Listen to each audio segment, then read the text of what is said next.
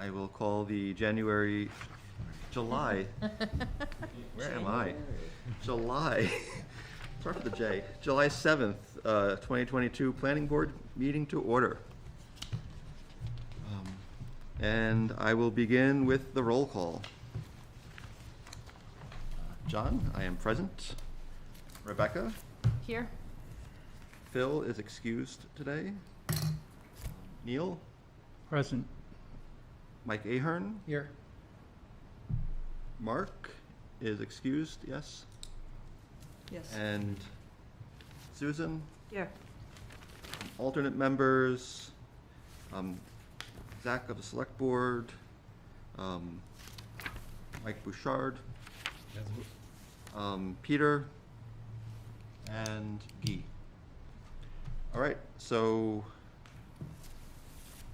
Mike Bouchard, I will invite you to be a full voting member this evening, although I'm not sure we're going to have any votes. But you never know. There'll probably be a vote to adjourn. Indeed, and for the minutes. Yeah.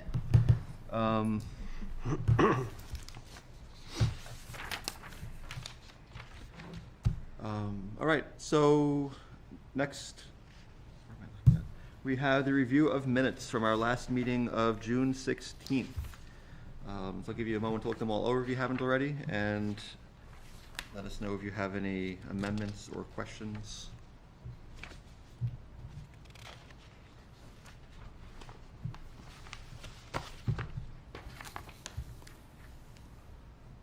Or motions. I'd like to make a motion to approve the minutes as written. Second. All in favor? Aye. Aye. Opposed? Abstentions? Abstain. The minutes are approved. Communications received by the board. Have there been any communications received? Yes. Yeah. For some reason, my network has just cut out. Let me read you the first one. They were on the table there too. So Yes, that's true. Can I actually You wanna borrow borrow your something? correspondence? Apologies, I thought I'd have them right here. I'm all? Yep. So the first correspondence we got was from the town of Dorchester. Got a development of regional impact notification for a cell tower that is seeking a variance from permitted use and building height. This is attention, Board of Selectmen, also Planning Board. This letter is to notify you as a township abutting within a 20-mile radius, the town of Dorchester, New Hampshire, including the property at 1578 Route 118, Dorchester, New Hampshire, 03266, map and lot 41388, that a public hearing will be held at Dorchester Town Hall, Dorchester, New Hampshire, 03266, at 6:30 on Friday, July 8th, 2022, immediately following ZBA business session at 6. The public hearing concerns a request by Vertex Towers, LLC, to seek 2 variances from the Town of Dorchester Land Use Regulation Ordinance concerning Article 4, Section A2C, and Article 4, Section A2E, permitted use and maximum building height on the property located at 1578 New Hampshire Route 118, a rural district lot. So that is, tomorrow, if anybody wants to go comment on the proposed cell tower.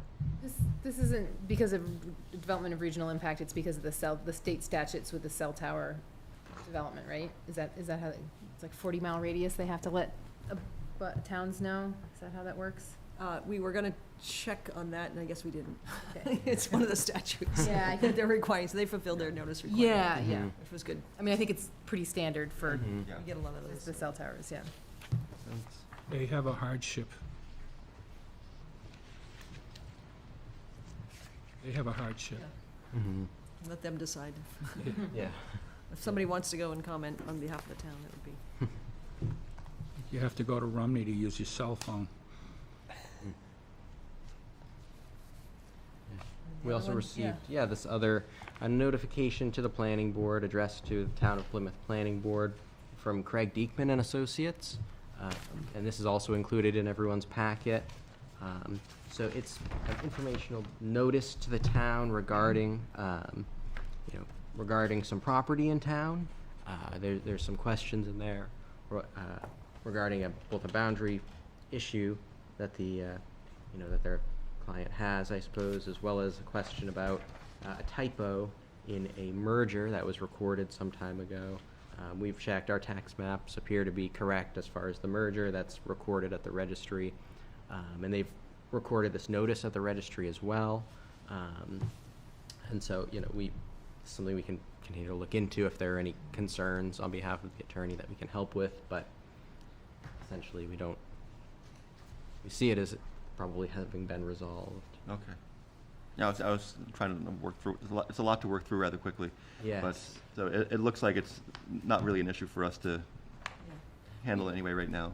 Yeah, Joseph actually did some work on looking at the the tax maps and found but basically what it looks like happened, there was a lot merger and the wrong lots were listed initially, but the town merged the correct lots, it's just at the registry it was goofed up. So it appears that this is a notice to just kind of make a statement of correcting it, probably for title research or something like that. So we were thinking of just writing back to the attorney, Deachman, and saying, thanks, we shared it with the planning board and no comment unless you have some comments. So, kind of put it in the record that we looked at it. We'll put a copy of this in the land use records. Are there comments? Okay.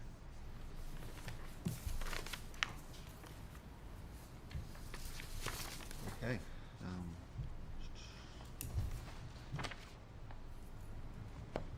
And were there any other communications? No? Nope. Okay. Reports of committees.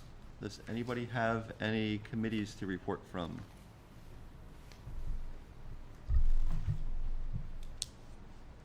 And Phil is not here with the, Yeah, we can give a quick update about CIP Yep. committee, it's the capital improvement program. The committees had to change its meeting time, so we're working on trying to figure out a new meeting schedule. With summer schedules and a couple of other factors had changed our original plan for kind of moving ahead on this. So we're working on getting a new schedule. At the same time, we have pretty much from all departments, more or less, gotten an inventory of all the capital items together, and it's in this giant spreadsheet that Joseph built. And now that we're trying to wrestle with what to do with it. So we actually had a long meeting this afternoon kind of thinking through how to help support the committee and add effort. We're gonna also meet with Ann Abe, our finance director, next week to talk about sort of from her view of funding it. One of the issues is like we've got like total costs of things, but how do we break it down to, create sort of like savings account for some of the bigger, the items going forward. But I think we have a good inventory, trying to figure out now priorities and timing of what the town should do, can do, that kind of thing. The other piece that we've really been wrestling with is trying to bring in a road inventory. So we have a list of roads, town roads, paved versus gravel, but really trying to understand the condition of them, and then a cost estimate is where it gets difficult. So we have some, but not enough of it. When the town did recently finish a road surface management system, which was very helpful, but it only covers the pavement. It doesn't deal with any drainage or sidewalks in town. So we also have a sidewalk inventory that Joseph's been working on with some GIS, and unfortunately a lot of the sidewalks are in poor repair. So trying to figure out sort of cost estimates for that. We may not be able to get all that now, but it might become something that we need to work on for maybe the CIP for next year. But at least it's started, and we have some broad cost estimates that we're gonna try to figure out for maybe half a dozen road projects that the highway manager has sort of prioritized. So at least we'd have those, for some ballpark numbers. I'm just kind of curious, that's because I wonder this sometimes. Do these numbers also account for like the cost of periodic grading of a dirt road versus the more long-term maintenance and resurfacing of paved roads? I sometimes wonder about this on the less used roads, like how that actually comes out in the end. I'm wondering if those numbers are in here. So we look at the capital improvement plan as about capital items, which Yeah. is like purchasing vehicles and radio, big ticket items that have longevity to them. And we are going to try to look at facilities like buildings, roofs, that kind of thing, even though we won't have good numbers on that, but at least we have them on the list to kind of work on getting for the next round of the CIP. Roads are part of that. In addition, as I understand it, the highway budget has an operations side. So what highway manager's role is or program is for grading, the gravel roads. I guess they do them every summer, and ditching and gravel, I don't know. But that would be more on that operations side to do that annually. I just sometimes wonder about how those two come out in the wash in the end. Yep, and then on the paved roads, this is the road surface management system, looked at just paved roads, not gravel. And it does look at maintaining the pavement. The select board had a presentation about it a week and a half ago. So there's times when the first kind of step you take is crack sealing to kind of improve the longevity. The idea being if you've got a road that's, the pavement is decent, keep it maintained and you can add, 20, 30 plus years to that life of the pavement. So through crack sealing, what they call chip sealing, which some kind of a surface repair.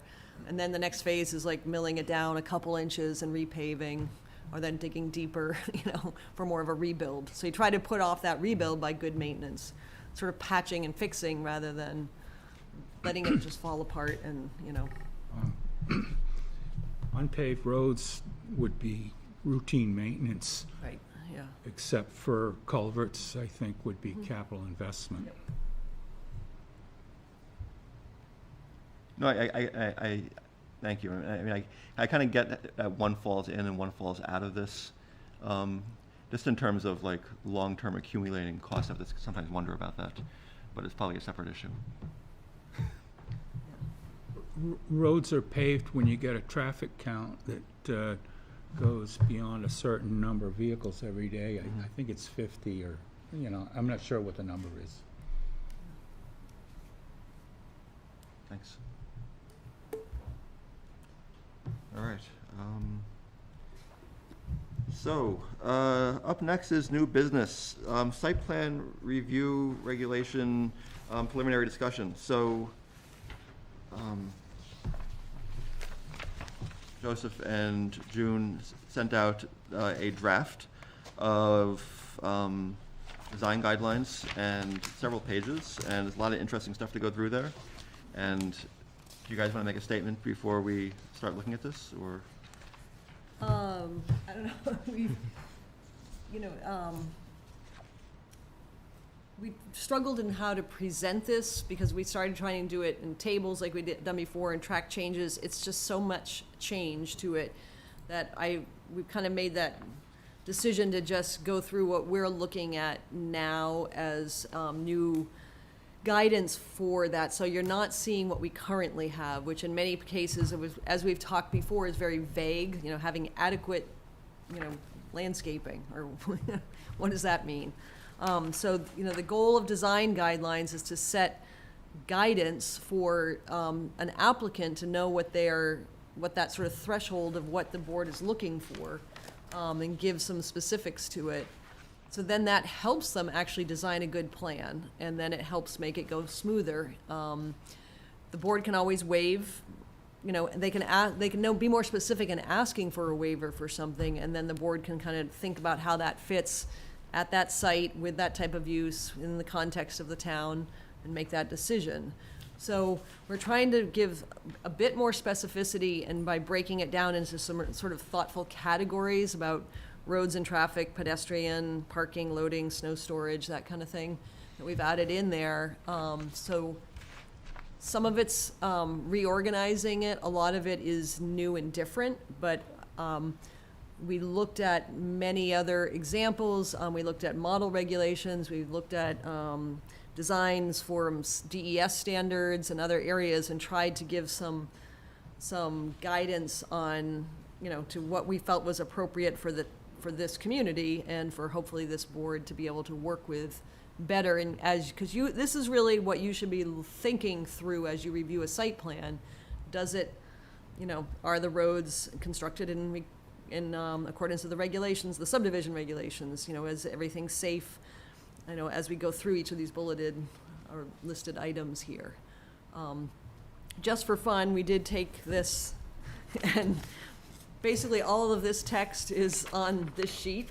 I put this together just really quickly. There's a ton of editing that could be done to make it a little bit simpler within this checklist. So I don't want you to get bogged down in trying to read a 6-point font. It was more to see if we could do it. And our thought from, based on discussion from the board before, was if you had a site plan and you had this nice menu here, could you go through and just check off that, yes, that box has been met, that box has been met as you're doing your review? Or circle it and say this one needs a waiver, or not met, let's discuss, or, you know, sort of a checklist. So everything would be kind of there. I mean, alternatively, it might be easier to put it through this manner. We were more just, we had talked about a matrix, and again, this can be reformatted to make it a little bit more readable. The part that is still not in there is the stormwater, which we do have a draft that we, again, this afternoon, we're kind of looking over. I have some questions from Mike Vignali. We did a draft. We sent it to Mike Vignali, our town engineer, for review, because he's the one that really does that, do that review.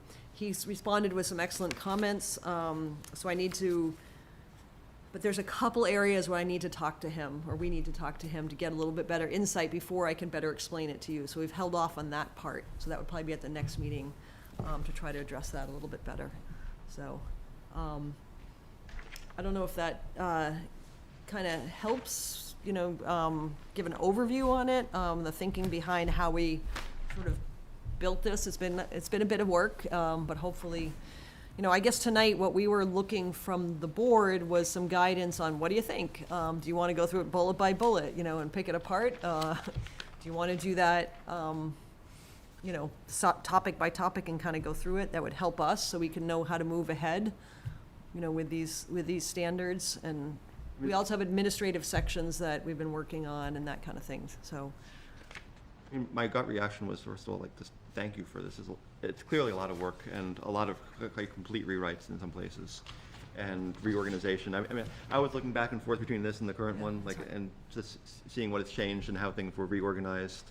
I think like parking and loading were split apart, and other things were moved around. And in many places, I was just like, yes, this is like much needed clarification. I also have a ton of notes written on here, and I do have the ability to go through, and I'm not sure if anybody else, like, I don't know how much we want to do tonight. I mean, it could get into a really long process. But I mean, I think there are a lot of little tweaks that might be at least worth talking about at various places. I mean, for me, at the big picture side of it, it looks like a really positive development. Anybody else have any comments? If we do want to start like picking our way through how we feel about the larger impact of these changes.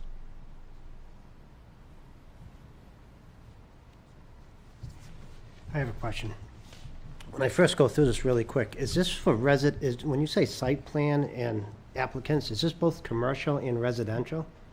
By law, by New Hampshire state law, it applies to multifamily residential, so which I believe is over, is it 3 or more than 3? I'd have to go back actually and check. And commercial, any kind of commercial. It's not residential, like 1 and 2 family homes. So large-scale developments, like what we're doing up Tenny? These are the guidelines we would have to Yeah, larger basically follow? condos and all, because they're multifamily, that would be, yes. Thank you. The purpose is not to restrict so much as it is to guide. And if any of this is a hardship, then applicants can certainly ask for a waiver for any of these guidelines, but it's really just to give more direction to applicants as they're building plans to present to us. So I think and the existing structure is just, it's pretty vague, and, you know, asking for adequate this and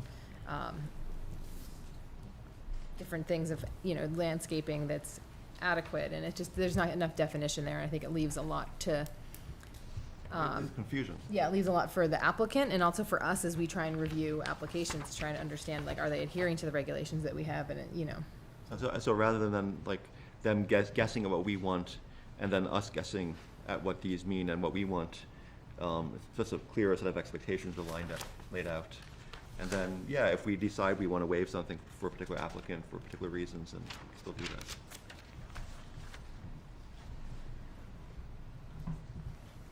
Don't look into my question as being negative. I mean, obviously, we all know how the state of affairs up at Tenny, 35 years ago. If we had this guideline, we wouldn't be where we are today. We'd have nice roads up there. We'd have nice drainage systems. We'd have nice landscaping. Yeah, I was also impressed. There was a lot of I think really, the shoulds and the shalls and all of those very particular pieces of language were very well placed, I think, for the most part. That took some editing. I'm sure, and there was a lot of attention to that little detail, and I had the questions about a few of those, but for the most part, I think it was really very much with clear attention to detail. Along those lines, though, just to pick out one thing here, that didn't get a shall, for example, EV charging stations. I think we're encouraging them, which means that it technically has no teeth, I guess, but we can, I guess, incentivize it in other ways, perhaps through the process, but without a very clear set of incentives defined. I'm wondering if you could talk about that, if are other communities providing more clear-cut incentives, or? Yeah, there was a model from Dover, I'd have to go back and look at it, where I think that they were allowing maybe some adjustments to the number of parking spaces. Yeah, an incentive, if you provide 5 EV charging stations, and maybe you get this or that within the parking area. But, we have to go by the zoning, which says you need X number of parking spaces for this type of use, and it has to be within the setback. So unless your zoning ordinance really allows ways to have flexibility, we can't do it here. Yeah. There'd be a conflict there. So that was, and we recently had a parking lot, site plan, basically, where they're gonna improve the drainage, and we did ask them, it was mentioned, have you thought about putting in at least the conduit for the charging station? And it was kind of after the fact in their design, and, it would have cost them extra to have the engineer go back and change it. So they were kind of no, we're not gonna do that. But, so that's kind of where the idea came up, by saying that's not a shall, but Yeah. it's getting, at least when somebody's, as a designer, the engineer or design person is looking at it, they are oh, I hadn't thought of that. I mean, that should be coming more and more of a. And we are thinking about it. And we are thinking about it too. So I think it's a way, and again, it's the first step for this community, because we have never required it, so it's a way of encouraging it, but not making it shall, is what I was, And maybe mandatory. in the next revision, another 5 years, it might be a shall or something. Yeah, see where the market goes with it, so, gets them to think about it, I guess, as a possibility for the future. And in some cases, maybe it will work, and others, maybe not so much. I mean, there's an incentive, I think, for the site owner, if they can get rebates for, putting in that type of a facility, or they can apply for the grants to do it. But again, it's on private property, it's not like public charging stations on town, parking spots. So, and we could do that on Court Street out here and put in a charging station if the town so chose, but we haven't gotten that far yet. So really, ultimately, I think the charging stations are up to the owner. We went to a seminar. We did, yeah. The type of businesses in New Hampshire, they've inventoried charging station. Of course, there are more of them in southern New Hampshire, and the number one locations is car dealerships for charging stations. Makes sense, if you think. And then the next is hospitality, hotels, so. Or it becomes a selling point for them anyway. Yeah, but if you've got electric vehicles for sale, you gotta charge them, so. I meant the hospitality people. Yeah, right. John? Yeah. I guess Dunkin' Donuts in Ashland is pretty busy on the weekends with their charging stations. And I always thought that it was 4 or 5 hours to charge, but I think some Faster, yeah. vehicles are down as low as an hour or so. I know that there was a group that came to Plymouth and wanted to designate some parking spaces in town. And they said that we're even receptive to something on the outskirts, because Plymouth had so few parking spaces for the businesses to be tied up with someone charging for any length of time. And at the time, I think it was the select board, it could have been the planning board, directed them to a couple of spots on the outskirts of the South Main Street and maybe North Main Street too, where they could contact with a business and the business could make some money possibly out of it as well. I just know that downtown businesses were scrapping for every parking spot that gets utilized almost every minute of the day. It's hard to find a spot when you're going around. So I couldn't imagine it making a shall or Yeah. well No, I mean, for a downtown business, but who knows in the no, future? I wasn't even thinking about a shall right now, but I was just thinking about kind of softer, like, incentives as opposed to, you know. I think the market will dictate it, and I'm sure someone will come up with an idea to put it somewhere off of the town, and we'll make some money off of it. I can think of the spot that Steve Rand filled by the river. Would have been a good spot. I don't know, I think Alex owns it now, or college.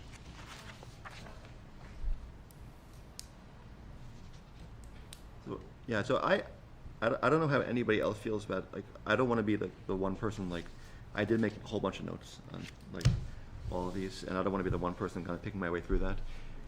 Is anybody else prepared to kind of, like, go through this, or maybe we should stick to bigger questions right now about some of the different categories, perhaps, if we have any? Or do we have any? I have a few notes, but not many, so, it might be helpful for me to, I read through this, but, read through it after our discussion a little more closely, or after some of these things sink in. And this is like one of the things I was thinking about, like roads and traffic, which also goes into pedestrian and bicycle access and safety. I was just, looking at our current landscape of transportation. We do have pedestrians, bicycles, and automobiles and other motorized vehicles as our primary forms of transportation. I'm seeing, however, more and more scooters. They're not just in the big cities now. I'm seeing them downtown here. And like, how do we deal with scooters in this? They're not listed. And they are something people are using to get around. And it's just a change of language to acknowledge that there's other forms of mobility. And I'm also seeing increasing numbers of e-bikes, which are in this kind of strange place between bicycles and automobiles or motorcycles. And like even bicycles are kind of pulled out as separate because they are separate in some ways, and at the same time they're also subject to the same laws as vehicles in many ways. And I guess I was just wondering about some of that wording, and I think that like the spirit of what's down there is like in the right place for sure, but there seems to be a lot of flux in like how these different categories overlap and move about these days. I think in that second section under pedestrian, bike, and safety, we can just say, and, applies to pedestrian, bikes, and other forms of non-motor vehicle, such as scooters. I don't know, at some point it's like, but put a little text in there to make a catch-all phrase, but, and just keep in mind, again, what we're talking about is site plans, not town roads. So we're not talking about parking on town roads, we're not talking about bicycle lanes on town roads. It's once you get onto that site, like how, you kind of, in your mind's eye, if you sort of stop and think, like if you're on a bike, how do you get into Market Basket?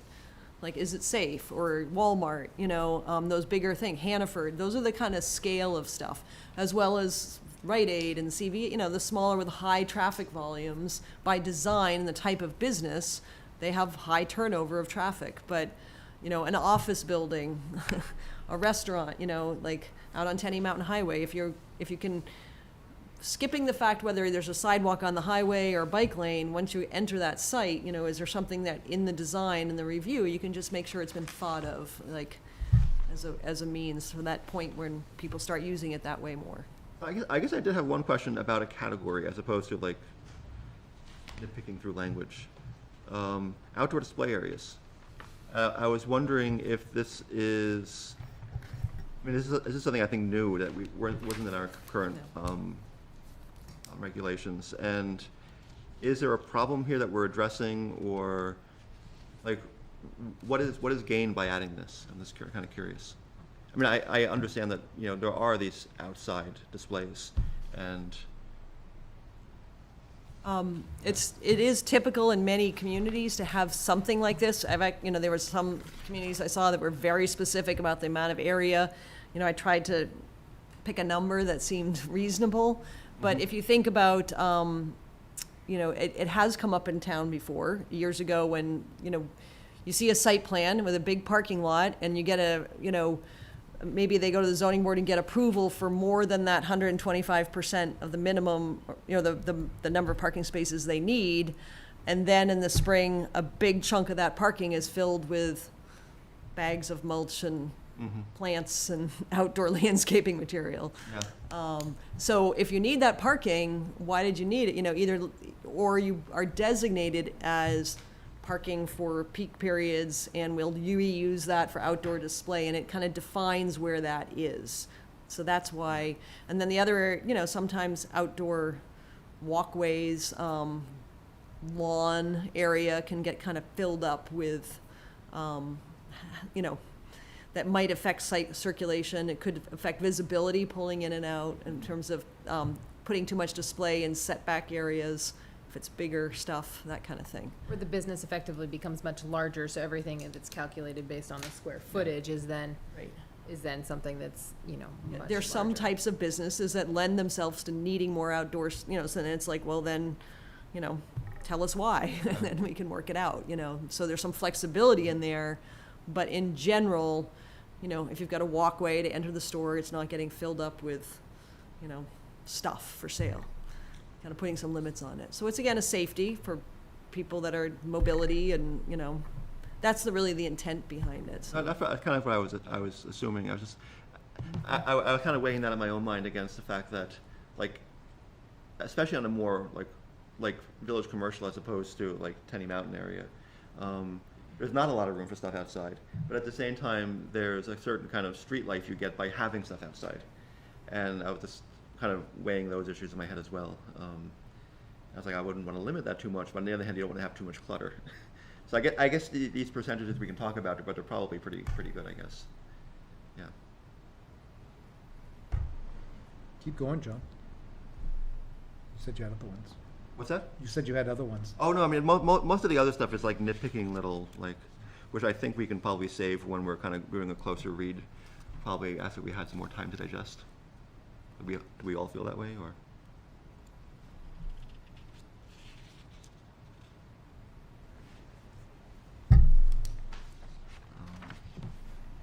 And a lot of my comments are like, I think, where I'm just looking for a little bit more specificity in wording or something, which is,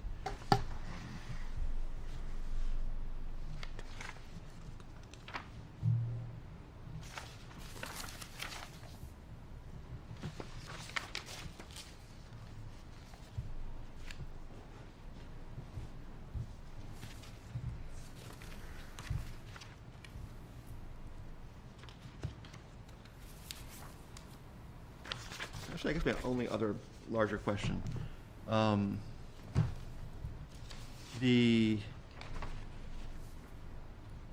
can see the reason this would be beneficial. I'm just kind of curious about the choice. Native species are encouraged in this draft, whereas previously they must be native to the extent possible. So that seems to be a softening of language. And it's still encouraged, though. And I can see why somebody would want to plant a non-native species sometimes. There's a difference between non-native and invasive. Yes. So that's the key. You know, we have many, many non-native species that are used in flower beds and everywhere. Yeah. So it actually allows for more flexibility. Yeah, it I thought does, was yeah. more appropriate rather than trying to get to know all of our species.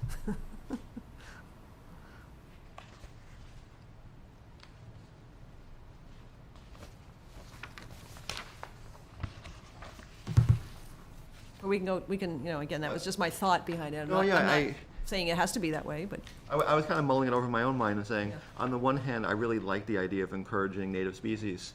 At the same time, I can imagine someone wanting to plant a non-invasive, non-native tree or something and saying this would be a perfect you know, planting here, and do I really want to argue with that?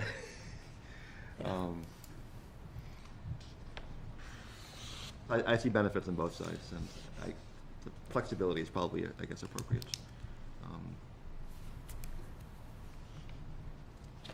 I think it's good to, and pardon the pun, plant a seed in people's mind for like, you know, okay, native plants are preferred, so when given the choice, but, you know, really don't need to get in the way if someone's hell-bent on Yeah. planting a, you know, Colorado blue spruce out in front of their building or something like that, you know? Japanese maple, I don't know. A lilac. Our state flower is, Yeah. is non-native. So. Therefore. Well, are there any other comments right now, or do we feel we should take a closer look at this and provide more in-depth comments at a future meeting then? No, I kind of like the way this is going. Do we feel similar? Yeah. You're talking about the whole document, right? Yes. The EV charging stations, Mhm. I think you should ask the Energy Commission if they have any input on, Mhm. because I know that they're working on charging stations.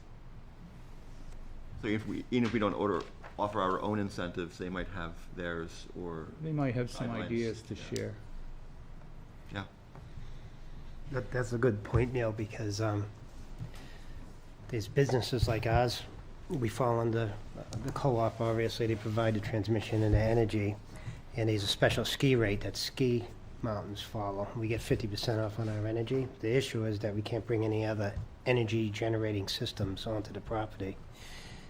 We do have solar trailers up there, and we do provide, we don't call them EV systems, we let people plug into them to charge their cars. But there's a fine line where you start violating the co-op's agreements when you're a business and you're under special rate programs. And there are incentive programs, as you know, for solar panels and everything else. They fall on, the EV systems fall under that as well. It's first come, first served. I think it's 30,000 per business is allowed to apply for. But I just wanted to throw that out there real quick. Thank you. I think it'd be great to connect with the Energy Commission, I think for this purpose, or the committee. I think we benefit most from them if we start talking about something in our zoning ordinance.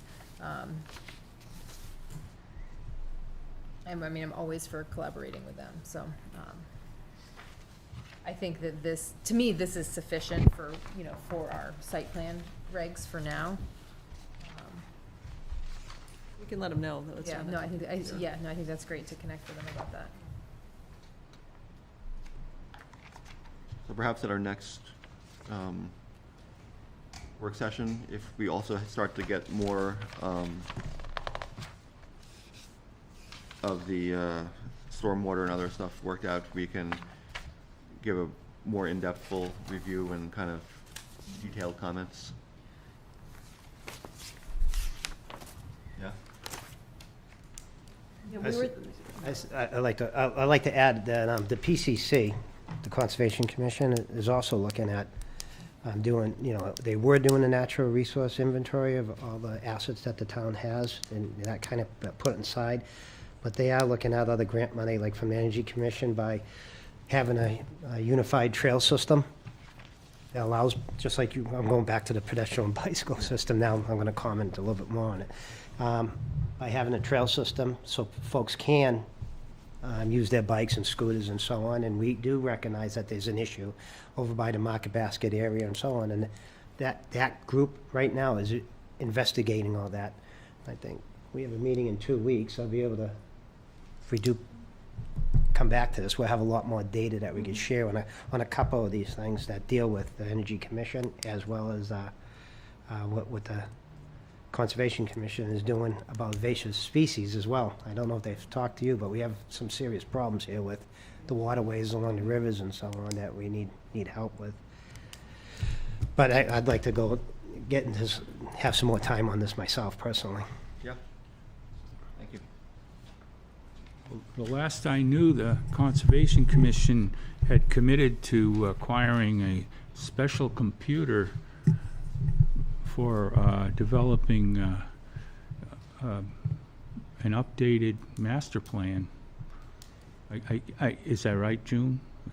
Master plan or I think it's the updated natural resources, not the master inventory? plan. Natural Yeah. resources. And I'm not sure where the inven- computer that- thing That's ended kind of up, a master sort of, plan in yeah. itself. Yeah. I mean, we both have laptops, and this one's, Joseph's is better than mine, in many ways. And he's got some GIS capabilities already on there, so using QGIS, not as powerful as what the Conservation Commission, we met with Ina, a few weeks ago about it. Ina's so we- kind of the one in so we charge. talked through a few things with her, so, yep. So this is an update of the 2005 NRI? That's right. Okay. Yeah. I think it's 17, 18 years, something like that. Yeah, I've got it right here. It's 2005. You know, one thing I just thought of, in mentioning invasive species, that I can try to see if I can find some text from, I know, like, the Forest Service requires, for their road, construction projects, gravel that comes from gravel pits that are certified to be best they can, free of invasive species, so not weed. So we Yeah. should actually put that Yeah, in there, for both subdivision road standards and something like that, if possible, I don't know if Yes. that's ever been done, but we could, something to think of. There's some text, I think, that they have in their contracts that I'd have to dig back in and look into. They do send somebody out to inspect them, Yeah, and there are situations where there is an invasive species, but because of the location of it and the gravels that they get, Yep. they do allow it. Yep. So there are some specifications on that. yeah. But it might, what do you think about putting it in these guidelines to help the town not have it show up on sites and, and then if somebody's building a new road, it would also be in the road standards too. Like, I think it's a tough one. Knotweed is everywhere. yeah. Knotweed is one, I don't know how they're gonna get rid of it. Yeah, I don't. That's a tough one. I mean, that comes down the river, you get a flood, it gets dragged into, it's everywhere. They clean the ditches, they drag it from Right. one point to the next, so I don't know. However, whatever is the next knotweed, this could protect us from something else that we That's don't right. have an issue with right now. so what, I guess one of the questions would be, what is the ready availability of this gravel that's like certified to be clean? And does it become overly restrictive based on its availability? Yeah, and I price. don't know the yeah. answer to that. I'd be curious. It might be something we could put in similar to the EV charging stations, that it's encouraged to use from pits that are certified to be clean to help, best as possible, and tell us where you're getting your gravel, Yeah. at the time of construction. I mean, they may not, in the design phase, they won't know that, but, Honestly, it's in the developer's best interest to do this as Yeah. well, because something like knotweed will grow through foundations and, totally upheave parking lots and stuff like that, so. So, It's in everybody's best information, the workforce housing bill that's out, there's a clause in there that incents us to use on-site material for that reason. Mhm. And they give us a couple extra bucks to do that, so we're not bringing it in from elsewhere. Invasive species is another area that the Conservation Commission is focused on. So they might be able to provide some input to the planning board too.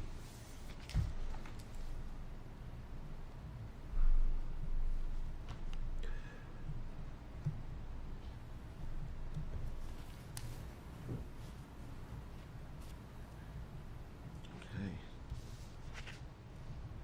Are there any last comments about the site plan review regulations for this evening before we put them aside until our next work session? All right.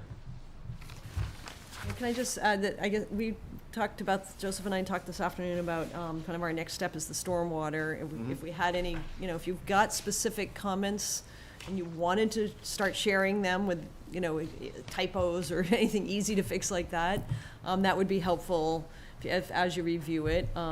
If new ideas, things we missed, things we, just help us out with this, and we can even embed comments in here, so anything you have before the next meeting would be really helpful. Okay. We're gonna try to get the stormwater piece in there for the next meeting, and possibly, the administrative part, I think will go, Joseph's been doing quite a bit of work on it. I need to kind of review it and then add in some bit about our procedures for setting bonds and sort of the practice of escrow agreements, that kind of stuff, development agreements. I think that can come together fairly well, so you might be able to get a draft of a whole new set of regulations, based on a few things. We can talk later in the meeting, our plans for the next couple meetings, so, hopefully we can get more together soon. Sorry to interrupt. May I add one more thing? Just as we look at the purpose, if you're looking at the entire regulation, somewhere in there, we need to talk about, natural resources in wetlands. So Okay, that comes out of the subdivision that we did not approve, I mean, years ago at this point, but it was highly recommended by town council that we make sure we clarify. The Supreme Court did determine that, upheld our yeah. our side on that one, but, and did essentially became case law that wetlands are included in natural resources, but it certainly wouldn't hurt us to spell that out a little more. Maybe I can get, I'm not as familiar with that case, but we'll have to, if you tell me where it was, and I can find hopefully something in the files Yeah. on it. Dig around. Do some That was excavating. that was in our subdivision, but it was encouraged for both site plan and subdivision to make sure. So basically saying natural resources including wetlands is sort of a way to, okay. Can we talk just quickly about the giant matrix? Oh, sure. Is this something, I mean, again, we're not gonna, until we get the text of the design guidelines the way the board wants it, there's no point editing that, because all the text could change, and we're changing it in multiple places. It's just, we'll do it once and then kind of rebuild this. But, and I think in that sort of a table format, we could probably take this format and shorten it some and use, ampersand instead of and, or, to make it a little bit more readable. Stormwater's not on there, it might be another page. Do you think that would be helpful for you as board members when you're reviewing a site plan to have that kind of a menu format? Or is it just as easy to sort of go through something in the Word document and start checking things off? This feels like a lot of pages, would you really use it in that, if we handed out one of those for every site plan and you could say, yes, that box has been, you feel like it's been met, or not, or doesn't apply, or, you might not know till you try it, but we can. For me personally, I do like this, except I don't know that we really have to put all the information in it. Yeah. I think Great. we could be, expected to have some idea of the information, and just have this be more of a kind of bulleted Yep. reminder Yep. of what's in there, rather than a full, detailed rundown of everything. Yep. And then it becomes something smaller, more compact. And this way, when we're going through it, we don't say, oh, I forgot about snow storage. You see, it's right there. Yeah. But you don't need the full, description of snow Yeah. storage. Yep. That, for me anyway, I think that would be. And that's what I mean, a lot of editing to it, but we gotta first kind of figure it out here, and then we can plop it back into that giant table and start wordsmithing it back a bit as we, I could just imagine myself forgetting to look for snow storage. yeah. And just seeing those two words would be really helpful to me on one piece of paper without even all the other text. Yep.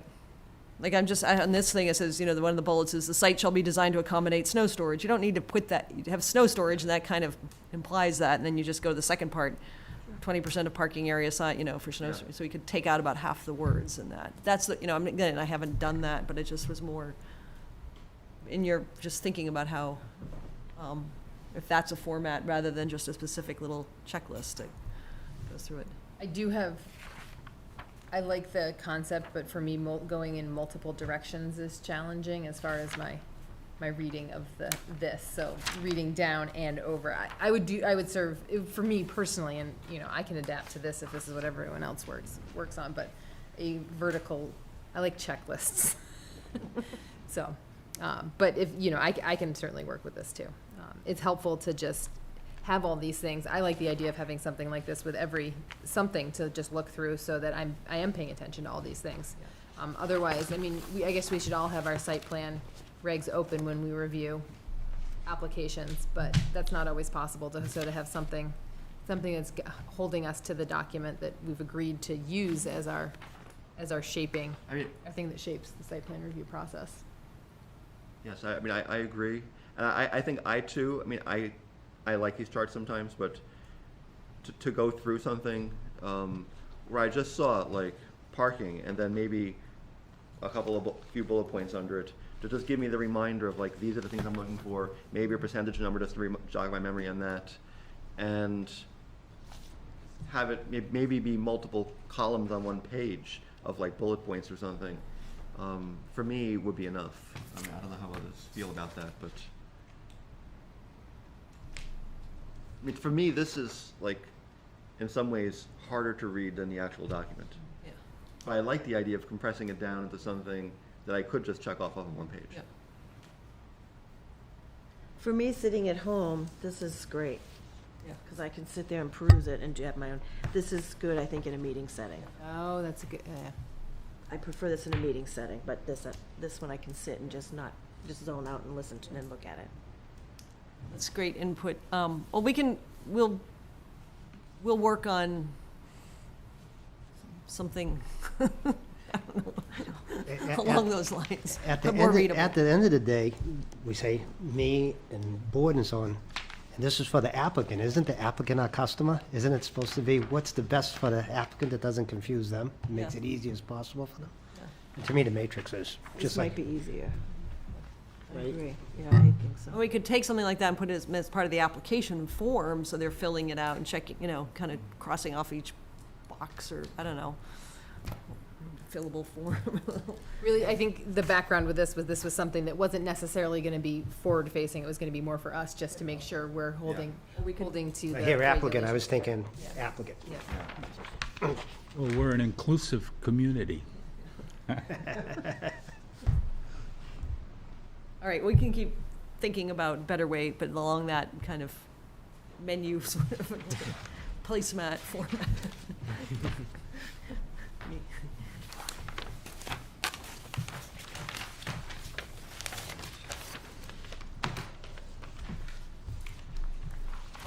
So, new business B is zoning ordinance amendment, guidance from board to staff.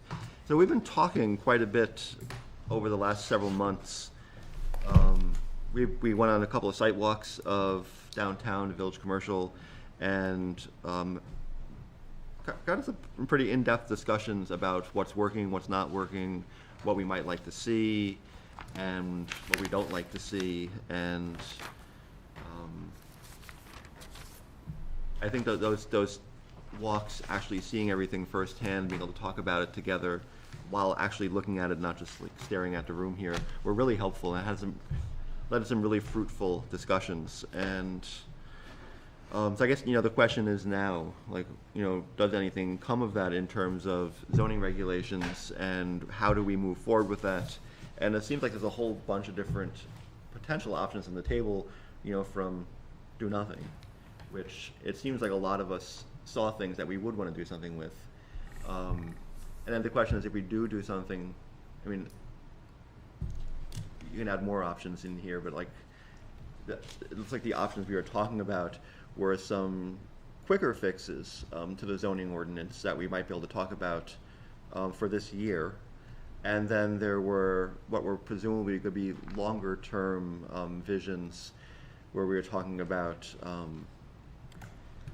form-based code and charrettes and other planning that might look at least a year out, if not, a couple of years out, in terms of having any result. And so I guess that is what we need to start thinking about at this point. Like, where do we actually want to go forward? Do we want to go forward with something in the more immediate moment, or do we want to hold off until some of the longer term planning can take place, or, do a little bit of column A, a little bit of column B? Do a couple of quick fixes with the goal of in maybe a couple of years from now, having a more in-depth vision of where our discussions over the last few months have led.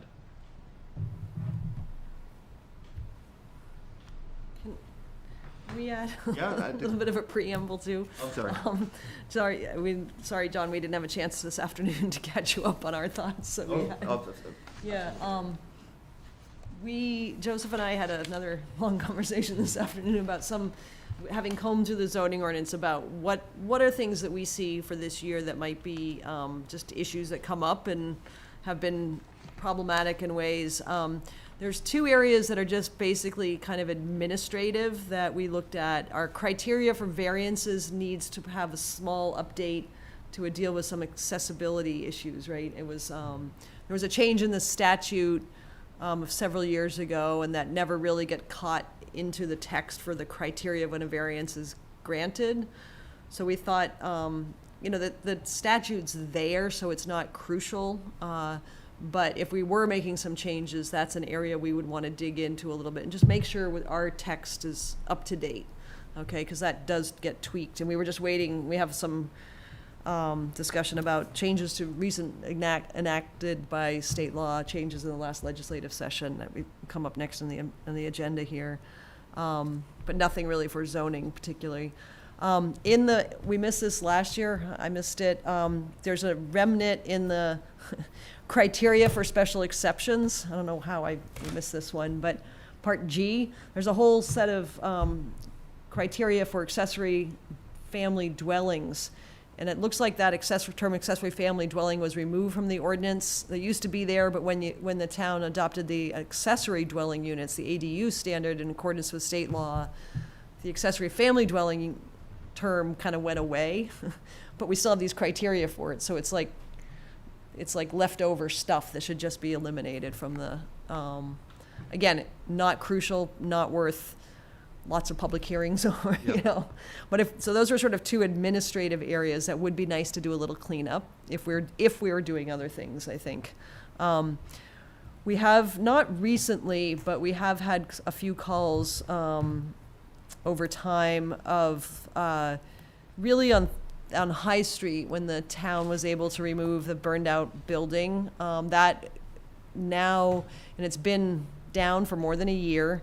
So technically, if somebody was to build back on that site, they would have to conform with the existing setbacks, which is 30 feet, which would set a new home there. If somebody was to purchase the lot or the current owner, if somebody was to rebuild on that lot, it would push, our setback doesn't conform with that sort of village single family, because all the housing in our more dense area of single family and even multifamily zones don't really, most of the housing was built prior to the zoning. So having a 30-foot setback, many cases, all the buildings are non-conforming. So because we have an abandonment clause that says, in a case like that, when you have a house, we have another house that I don't know the status of, that it might get torn down. Again, if that a year goes by, nothing's built, a new house would have to be back further than all the other buildings on the street. So there's a way of dealing with that. That's saying you could have setbacks perhaps by special exception with specific criteria that just basically say you can come up and be consistent with the other buildings on that street in those specific zones. I would just suggest maybe single-family zone and multifamily, kind of the village area. So that was a thought of, again, what that criteria would be, how we'd structure it. Again, we're looking for guidance before we go put a lot of time into drafting something. Is that something you'd want us to do, or do you want to maintain that 30-foot? Public hearing, maybe? Well, we have to have public hearings eventually, but I'd want us this year to really go through the text and then have the public hearing, so it's consistent, everybody knows when we're getting comments on it. June? Yeah. I mean, I'm just looking here at 405.3.2, destruction and demolition. Right. I don't see a 1-year limitation. Saying you're permitted to build a new foundation in the same location of a demolished foundation. You're gonna challenge me to find the, Page 20. 21.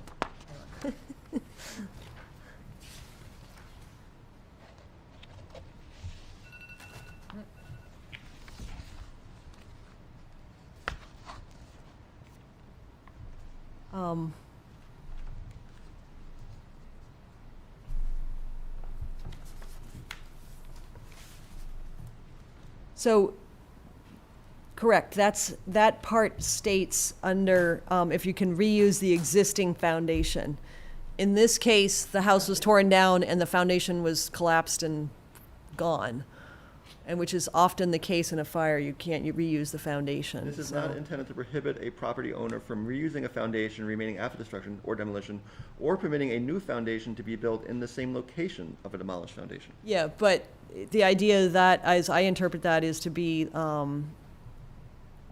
like, you take it down and you rebuild. But there's no limitation on. Oh, instead of reclaim Yeah, the site and right. then rebuild, yeah, that, Right, because somewhere else I believe we have something about abandonment. Because if you don't do it within a year, you lose the grandfathering status. So it's kind of, that is probably two areas that do conflict a little bit, but under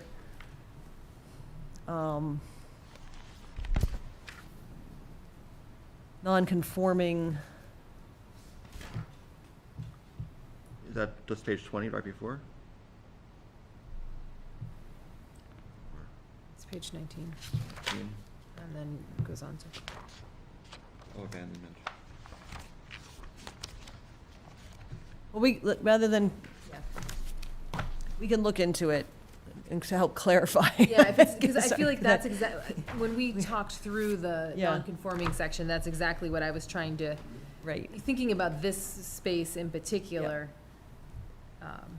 However, there may be, say you wanted to rebuild and not use the existing foundation or that existing footprint. What if you wanted to make it a little bit bigger or a little bit different configuration to the house?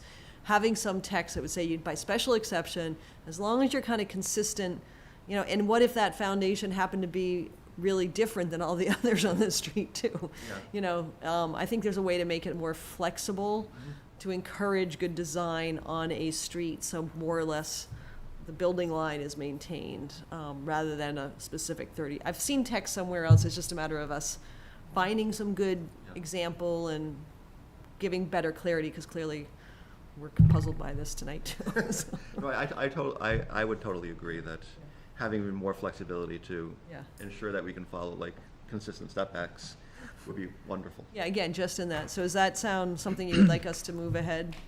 I think that's important, and, Yeah. and more flexibility with, I think that's important. Okay. And then we had two areas under the list of permitted uses. You know, if something's not listed as a use, it's not the way zoning works. You have a permissive ordinance, so you have to list it to allow it. If it's not listed and you can't get it to fit a definition. So we have some definition issues, but one that has come up, I challenge anybody to find the word campground in our zoning ordinance. And we have had some inquiries in the last year, and we know we've had a applicant before that my interpretation is we do not mention campgrounds in our zoning ordinance, so therefore we do not allow them. Clearly we have one in town that's grandfathered, it's been there a long, long time. But if somebody wanted to purchase a larger lot of land and build a new campground of some form, whether it's a cluster of tiny houses or yurts or RVs or tents or tent sites, you know, we can define them in lots of different ways based on the state statute, but it's not a permitted use. So, you know, do we want to create that? We were thinking possibly either by special exception or perhaps a conditional use permit if it will fit that criteria for CUPs and do it just in probably the agricultural zone, because that's more likely where you'd have space. And have, you know, really have it would need to go through site plan review anyway, so if we could do it as a conditional use permit, have the board here kind of review it. But you'd want to make sure it's got good, you know, water and sanitation and safe, and we've had some calls or inquiries, like, do you allow groups of tiny houses? And it's like, well, what's a tiny, you know? Yeah, we allow small houses, but is it a cluster for rental purposes that serves really like campsites or little huts or something? I don't know. What's the difference between like, the long-term tiny house, like short-term tiny houses would just be like early 20th century cabins. If you want to build a small house on your lot and live in it, that's fine. you Cabin know? court. You know, kind of depends. You still have to have, you know, water in, water out, and Yeah. meet the setbacks and. DES beyond that. Yeah, I mean, so there are state regulations for new campgrounds that we would certainly, anybody would have to follow, but this would allow us to look a little bit more deep if we want to, or we just say, no, they're not allowed. Could be passing up a big opportunity there. That's a big thing right now. Yeah, and then if we define it beyond just travel trailers or RVs and tents, Also, I think- yeah, I mean, you drive by, what used to be Squam Lakeside Farm, it's called now the Ice House. All the development up there, you drive by that on a weekend night and it's just super smoky, so managing for air quality as well might be important. Yeah. So, That's a good point. I hadn't thought- And that's an association up there, so Yep. it really can branch out into a lot of mhm. problems. And there can be some, and the other big thing with campgrounds is not allowing anybody to live in one for more than, I think it's 180 days, because then you get into residency and, school and that kind of thing. That's a pretty strict one. So you want it to be defined as temporary, Well, I think non-permanent. it deserves discussion Yeah. and input. DES has seasonal rules. Right.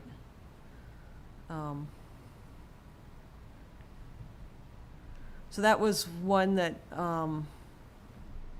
so yes, we want to look at that. Maybe it's what some of the criteria and think about making it a use by special exception perhaps, or, I'd be willing to look at that. Okay. Not as just permitted, but as like a special exception or Yeah. something, yeah. yeah. This one I'm scared to bring up. Chickens. Oh, the chickens. Chicken. We have had a couple of chicken issues lately this spring. Roosters. Rooster issues, I should say. So we go back to the definition of agriculture, which is about keeping, and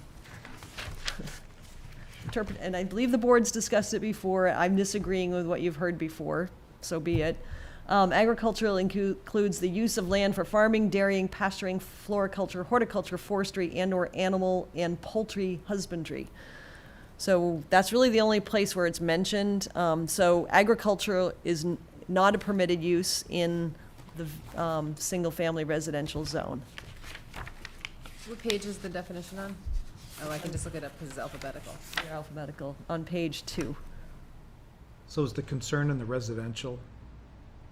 Yeah, so really in the single-family denser area, we have at least, I'm not sure how many, but, people are keeping backyard, and there's multiple places where people have backyard chickens. Not a problem until there's, Roo the rooster shows up and.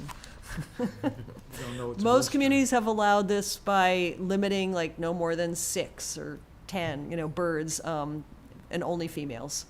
So you just basically, we say, yes, you can have them with some containment of having a coop, proper handling of the manure, the waste, and just putting a limit on the number, and no roosters, because of the obvious sound. It becomes a noise for the police to deal with. I mean, that's really what it's come down to, is police have to deal with noise complaints about the rooster. So we want to put it in writing. Yes, so that's the best way that most communities have dealt with it. Yes, we encourage, we have no problem with small amounts of chickens in your backyard, but no roosters. Only mute roosters. Yeah. And I think this problem really started to explode when, what was it? Not E. coli. There was something in the chickens, and so that, or in the eggs, and people were getting sick. And then all of a sudden, everybody started getting chickens Part for of sort health of reasons. local foods, people wanting to have fresh, and it's, Remember they're that? good family pets. Salmonella. Yes. Yeah, that was like 30 years ago, 25 years ago, maybe. Something started it. I mean, the definition of agriculture in here really suggests that perhaps my garden in my backyard is not allowed. It's kind of an odd one, but, I don't see how you could outlaw your garden. Right. Yeah. Or that, Really. that's, that cover, that, or my flower garden in the front That's yard is considered landscaping. agriculture. again, nobody, Yeah. yeah, landscaping is different than, if you're really selling I guess if I'm selling, yeah. okay. produce. And that's the other thing, some towns put like no selling of the eggs because of, liability, who knows? I don't think we want to get into that, lemonade stands and eggs. Did we have an issue with a horse in a residential zone? If we do, it may be grandfathered or not, I don't know. I'm not sure. Yeah. And again, this is just in the single-family zone. So again, our smaller lots in town, we're not talking about, other areas. But the police department's been dealing with some chicken complaints, so rooster. I would say it would be smart for the board to definitely address that. Okay, and I think it's a fairly easy one. Many towns addressed this years ago with some pretty easy language we can just bring forward and show you. Yeah. Kind of limiting the number, making sure the waste is properly handled, that there's some cover for them to coop, for the animals' sake, and that they're fenced in, or contained at least. Again, enforcement, are we gonna run around, Counting chickens, I think their time's better spent. It's just to have something, but if somebody suddenly has, 50 chickens in their yard and it's a real mess and a health concern, then we have a way to say, no, you can only have Right. 6 or something, It's That's, unfortunate the neighbors just can't work with each other, Well, there was a So- time when many houses in Plymouth had horse barns, yeah. and now they're apartments. So all that, I wanted to kind of give those first and kind of get some Yeah. guidance of, yes, we can go ahead with maybe working on that. We've been creating a lot of work for ourselves. We just keep our mouths shut. And then the village commercial zone, which is kind of where you started, Yeah. John, so I didn't mean to do that. But I No, do that's think fine. there's things that we had talked about there too, was trying to also clarify the setback question there. The issue was probably, if we're gonna get into setbacks on other areas, let's deal with that, to just figure out what the town wants to do. We haven't done the research to go back into the old ordinances to see what happened with that change at some point, what the intent was, but we can do that. Building height, to maybe clarify that in some cases, when you have different grades, like when we walk down behind Railroad Square area, we realize there are some buildings on that side are, where are you measuring the height from? From the, what was it? I can't remember now what the Flying Monkey is, however tall, and Like 60 feet or something in the back. way over Or to where you find 35, it. 70 feet or something, so. 70 feet, I think. It might make a great climbing wall someday, so making sure that it's not, that we find ways to specify where that height is being measured from. Similar to that issue that came up years ago of housing on the first floor, that we mean entry off of the main commercial road, but perhaps not off of Railroad Square or something like that, there could be multiple level entrances depending on the grade, or some criteria for special exception probably, all right? And then, yeah, that bit of housing on the first floor, and then other things we had talked about was, where you kind of started, so I'm kind of circling back to you. No, you're like reading my notes. So, yeah, so I'm kind of curious. I mean, I don't know if you guys have looked into this. I have not. When it comes to like height restrictions, when we have that one definition of height, for example, which is the average, height, Yeah. like the average height of the building. To measure, like, I don't even know, like measure height off Main, or something along those lines, and I don't know what that would look like in terms of like legal verbiage. And because I mean, it seems like 35 feet is not a bad number, depending on where you measure it from, and yeah, and the setbacks.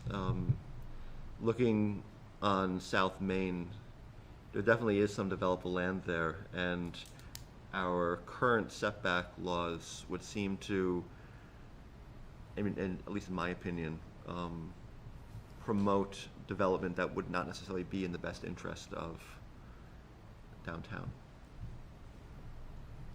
In terms of having, it's 15 feet is what is recommended at a 0 by special exception?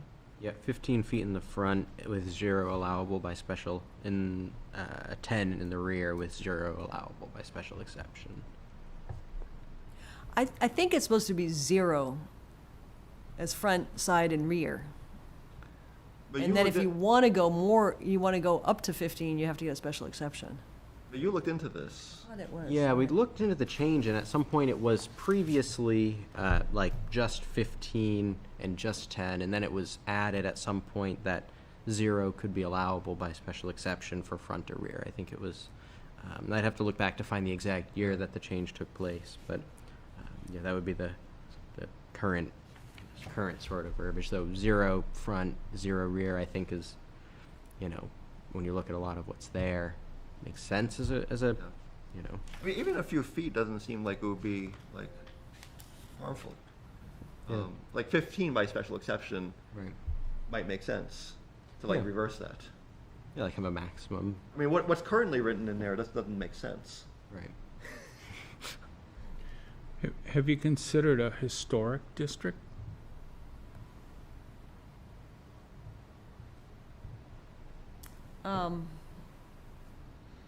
I don't know if the town ever has, but then you have sort of a separate set of specific requirements for that district. 'Cause There's a set of buildings that are considered within I don't know all the details about this, that got approved at some point as an historic district.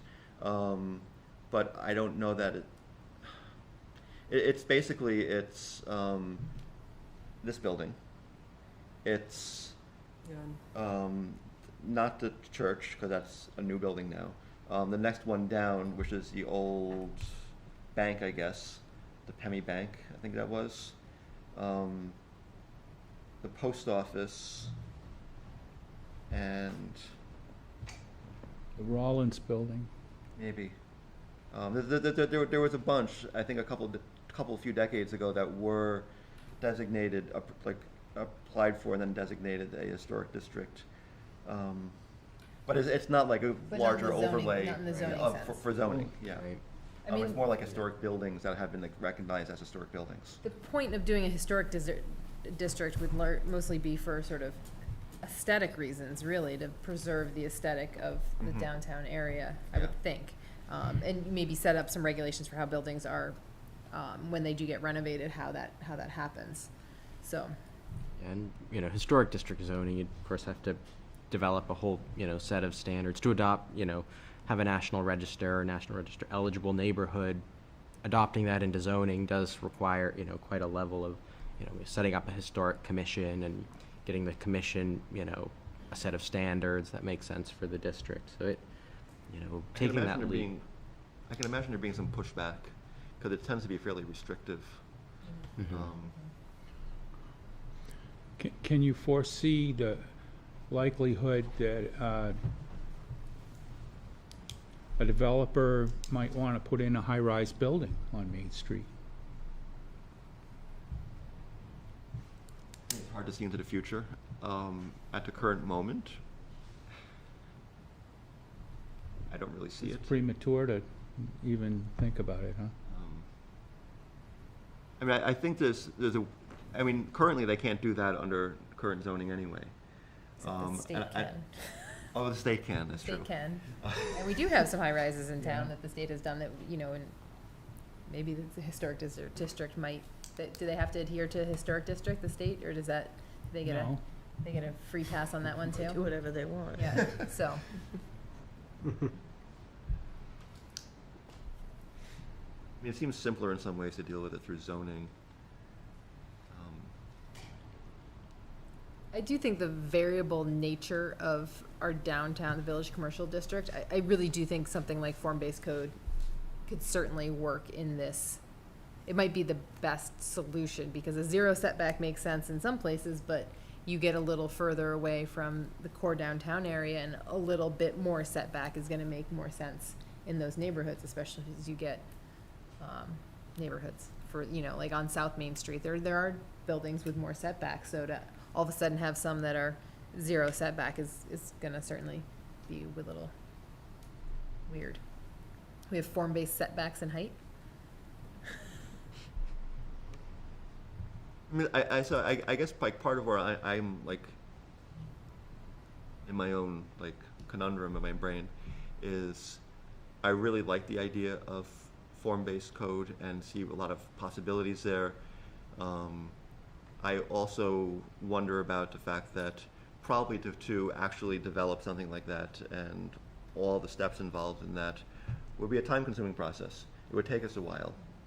And then, if in the end, for some reason, it didn't pass, because it seemed like this radical change, like what is form-based code?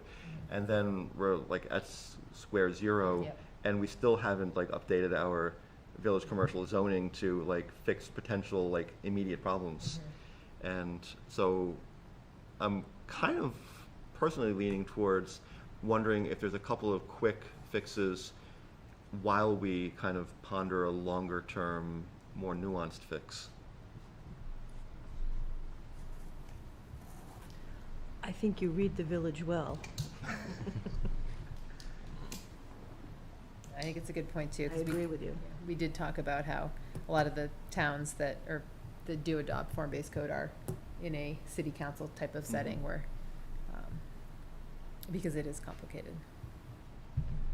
I would love to explore that, but I also wonder if that's just going to get us nowhere in the end, and maybe we really do want to fix some stuff like while it matters before something like starts to change and development happens, because there is quite a bit of like room for that. Yep.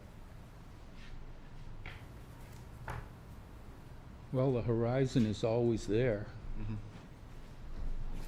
Could be on the horizon. So, June mentioned a few different possibilities that we're thinking about if we do want to do more like changes this year. So, I mean, you were just mentioning setbacks. That's like a zero setback, you were saying might not work on South Main. Well, in some places, I mean, it's confusing because if you look at, yeah, I mean, there are places that are gonna be right up against the setback, but. Can we do a little more research on that one and Yeah. just look in, I think that's what I'm hearing. I actually think there's just an administrative edit that we can do if we can trace that Mhm. in 2005 that was supposed to be 15 foot and then 0 by special exception. Or somewhere like less than 15 by special exception. You could go from 15 to 0 by special exception. Yeah. That's what, I found this old ordinance here, or 10 on the side. So I think somewhere in the just Word document, it got messed up. Yeah. Okay. So let's look at that, and Yeah, I'll then, look back we at can go what back we to the warrant found. articles and figure it out, and then, see what we need, we can make administrative editorial changes Yeah. without town meeting approval. Okay. That happen, as long as we know we can prove that this has just been an error that's been going along for 10 years here or whatever, so, As long as you know the original intent, yeah. or at least close to it. Yeah, I mean, we want to correct and do what the town voted on, so, and then once we figure that part out, and then we can tweak it if we needed to clarify it more. So let's get it right, and then, I think is that, Yeah, that would be good. that's not what we have now, right? Do you have any thoughts about the height restrictions? Because currently, I mean, to actually read the ordinance. John, I'd be interested to see how other towns are Yeah. handling the height. What I found. I'm not even sure if it's in the definitions or somewhere else. Does the state have an RSA on that? Oh, the one in here is actually different. It's actually, yeah, this is like height above sea level. There's another height definition somewhere in here. If I had the digital version, I could do a Control F and find it. What are you looking for, the height? The height definition. But I think it's the average height, right? It's the average height of the building. They can have 5 feet on one end and 100 feet on the other. And as long as you have 35, then you're good. Yeah. Yeah, any building should not be greater than 35 feet as measured from the average finished grade of the land surrounding the structure. Yes. Which means if you're on a big slope like this, Yeah. and you're measuring like 35 over here, Maine's up here, you're capped at 1 story, which is a problem on Maine. And even by that definition, you're allowed more than 35 on the backside. So the question is like, where do we, let's just say for the sake of simplicity, you keep the 35, where do you want to define that 35, or how do you want to define that 35? Or do you even want to change the 35?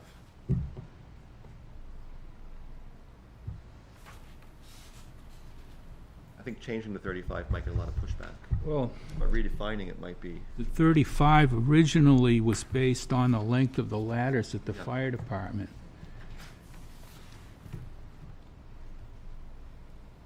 and now we have ladder trucks that can actually reach quite a bit higher. I mean, I guess I was just wondering, if you actually change the 35, you're more likely to get pushback than redefining how you measure the 35. And 35, like off Main, for example, it's a pretty reasonable height, I think. That would be, and it's in fact a lot of what we have already. I mean, couldn't we, I mean, I would be curious as well to see how other towns define this that have, I mean, we can't be the only town that has a main street that, with buildings that butt up to a river where it's a drop in grade. But it seems like in that area in particular, like an average might make sense on a, a gently sloping area somewhere else, but on Main Street where it clearly, if a business or a building has frontage on both the road that's not really a road behind it, and Main Street, it seems like Main Street is obviously, it makes a lot more sense for, to be 35 feet from there. So the average, wouldn't that make the front come down, be lower? We make it very low. Right, Yeah. but if we just go 35 feet on the main, From Main Street. or yeah. something. Yeah. It'd be, From the street level. yeah, I'd like to see, I mean, trying to think of a town that's similar to Littleton, that. What? Littleton. Middleton. Yeah. Perfect. Yeah, Concord's got it. And even just Right. like, even just thinking about the existing and even historical character of our downtown, we do have a lot of buildings that are around 35 off Main that extend quite a bit higher off the back end. Yeah, And just to keep up with that, it would seem to make sense. yeah.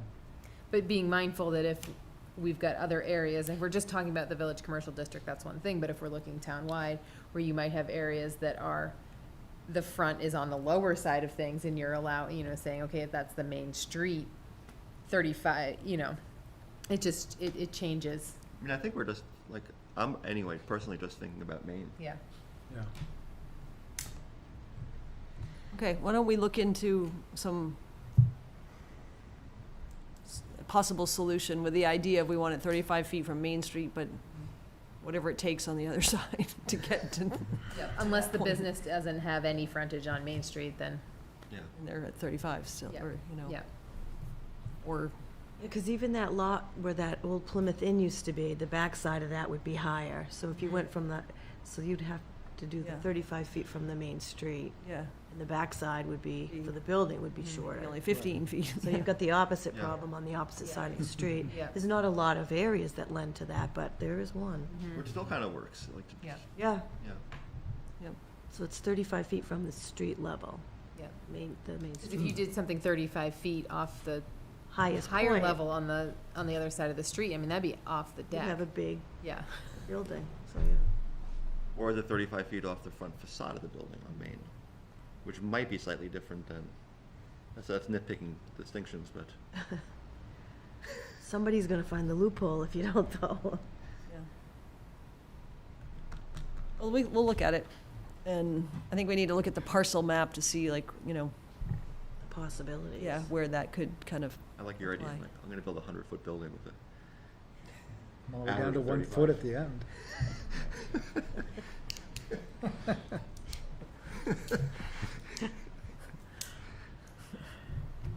Be the most hated person in Plymouth.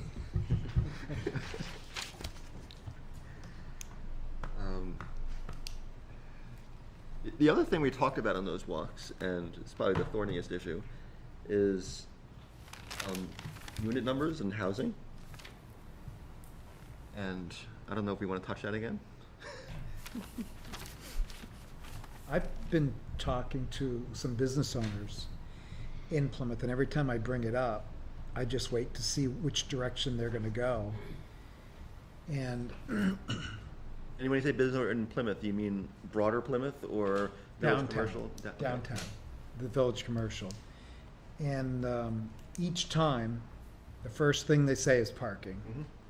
And they are concerned about parking. And obviously, business owners want as many parking spaces for their fellow business owners.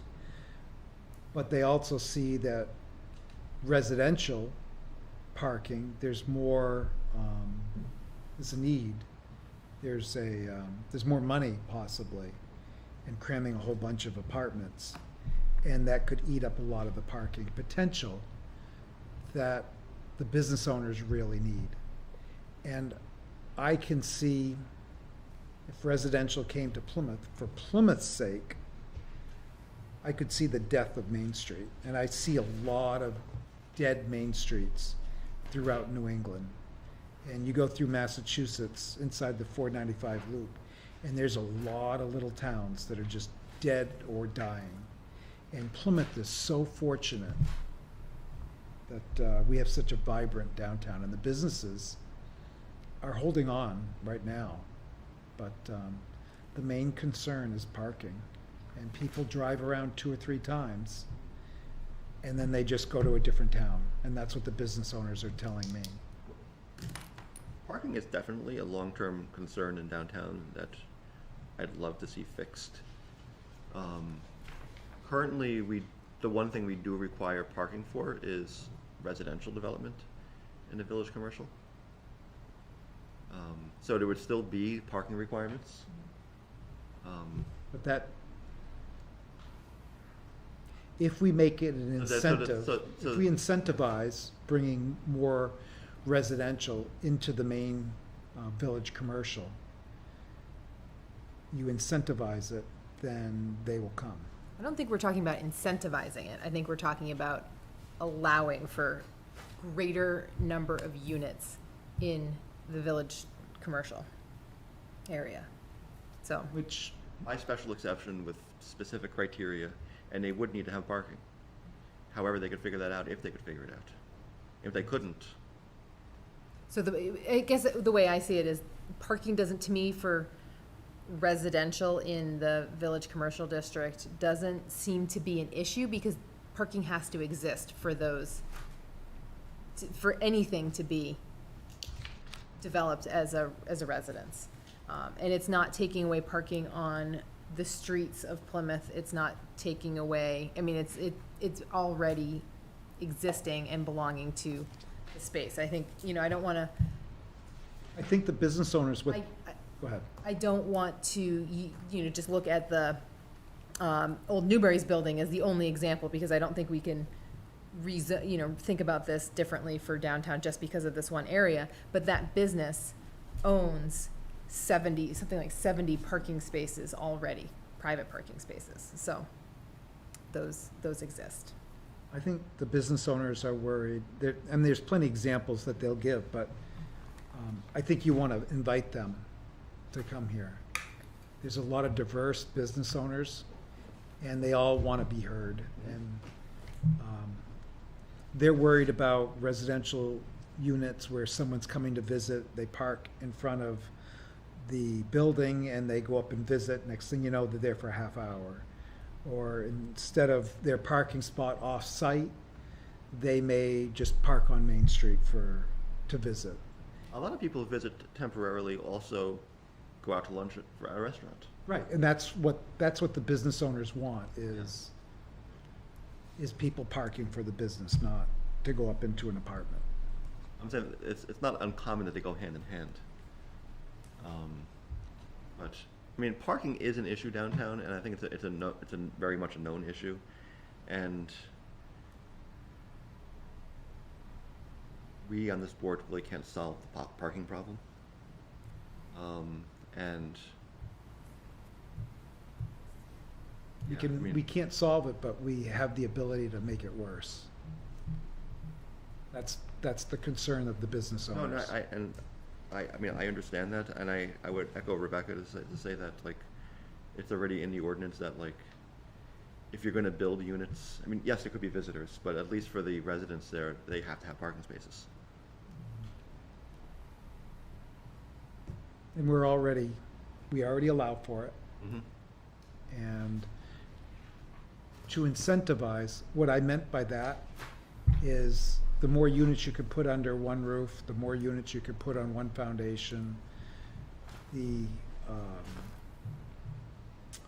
more that becomes an incentive to the developer. Not as an incentive to the renter, because he's still gonna pay the same price. It's an incentive to the builder, and then all the landlords will be here again, because they're not at 100% capacity like they used to be. There's a lot of apartments out there. And I'm just thinking the business owners, I am very worried about this town, and I'm worried that the decay of the downtown could start to happen. And I think that we already have, for the example that we all are aware of, there is an example, someone who would like to put more than 6 units. And I think that example, there is an avenue to get more than 6 units. And it's been done in this town before. And I would encourage that person to come forward, especially if they already have the parking. And there is that avenue. And I would encourage, and I would help facilitate it if I could. But I don't see a need for it throughout the village commercial. I think that would be a mistake. But it's good for us to talk about it here on the board, and I applaud everybody that's walked down and talks amongst ourselves. But when we open this up for the business owners to talk, it's going to be very different to hear their side versus talking amongst ourselves as we walk down Main Street. Speaking of talking amongst ourselves, there have been 3 of us primarily talking about this issue right now. I'm curious if anybody else has any input into this discussion. Question? I think there's areas such as out in Tenny Mountain where they want to grow, they want to do bigger, they want to do more units. And I don't feel that that's a bad area for them to go to. I think the village commercial, I agree with Mike, I think it would be a mistake. Unless, of course, the Newberry's thing, I think it can accommodate it because they do have the parking. Parking is such a huge issue, and I've talked to some of the business owners down there, and that just terrifies them to think that that could possibly go in, but I just keep telling them to come in and voice their opinions. So I think we really do need, it would be nice to invite them in to say they're. And I agree with Sue on Tenny Mountain. I think other towns have handled it with higher density. You look at examples on Newfound Lake that Bristol has enacted, where they allow a higher density, but they limit the length, the term of length that they can utilize the housing. So a limited, or it's more of a rental facility by the week, a vacation. And I would still, and I kind of said this before, some kind of vacation overlay of some sort for the Tenny Mountain area, because Tenny Mountain is huge in this town, and we need to do everything we can to see that whatever does happen there can benefit the town. I'm gonna add to that. We're concerned that, we know that if we come in here and we ask for the permits that we have, based on the master plan that we presented 4 years ago, we know we're gonna burden the town, right? If we put 1,000 or 1,500 units up there, or 500 units for the school, we know, those folks have to come here and get their mail and register their cars and so on, and that's gonna chew up a lot of parking spaces. So what we're trying to do to mitigate that is follow what Nashua actually did 20 years ago.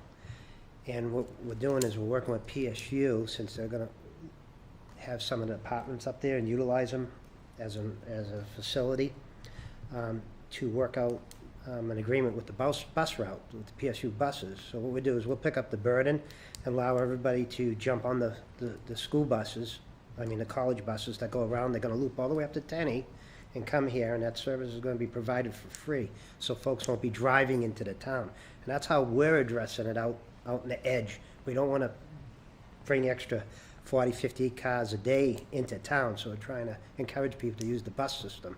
Since it's already going halfway around the route anyways, we're gonna extend it out there. That's just an informational point. Because we know it's a problem, the parking, there's tremendous parking, and we don't want to add to it. So we're trying to alleviate it by extending the bus routes out to Tenny.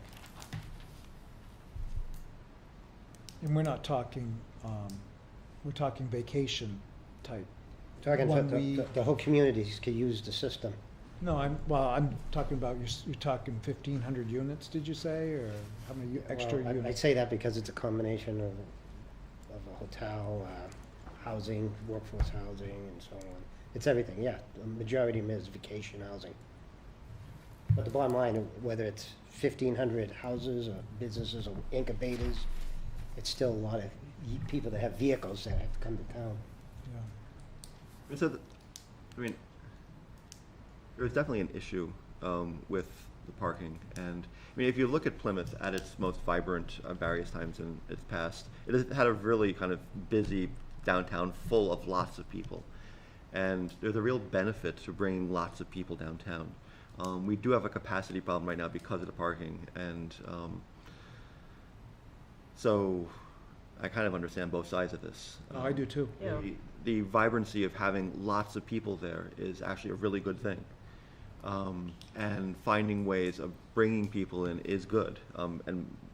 For example, buses, which don't take up our current parking problem, are wonderful. And at the same time, you know, we have this like ongoing discussion that seems to be going on for a very, very long time of the parking problem. Many years. That hasn't found a solution yet, and yeah, it's just, I don't think we're gonna find a solution tonight. So I'm encouraged by what Michael said, and I would, again, I've sat on this planning board over a number of years and saw many different plans being presented, at least two, on the expansion of Tenny Mountain. And I think anything that I'm hoping there are tools that the planning board has that would allow vacation use with a combination of a ski mountain there and whatever else to entice people to Tenny Mountain, I think sounds great. And if we could make the numbers work for vacation type homes, there's still the 6-unit maximum for housing for year round, but if we could relax it for what Mike's talking and doing a mix of things, I kind of see how the town should be working to facilitate that and help that designation of recreational. What's the term of the zone there? Is it recreational zone? Agriculture. It is agriculture? But I think some sort of recreation zone overlay could work. So, I do appreciate this conversation, and perhaps it's something we want to like come back to in a more focused way. And I would love I to mean, see. I have to say, right now we were trying to figure out like what we might want to do also with the village commercial, which is kind of where we kind of started skewing away from and thinking about like the broader issues of housing and parking. So, I mean, this might be a discussion we want to come back to. I just kind of want to get us back to the village commercial for a moment, and you know, are there any other issues besides those three? I mean, it seems like two of them we're kind of have some agreement on. The housing one is more complicated.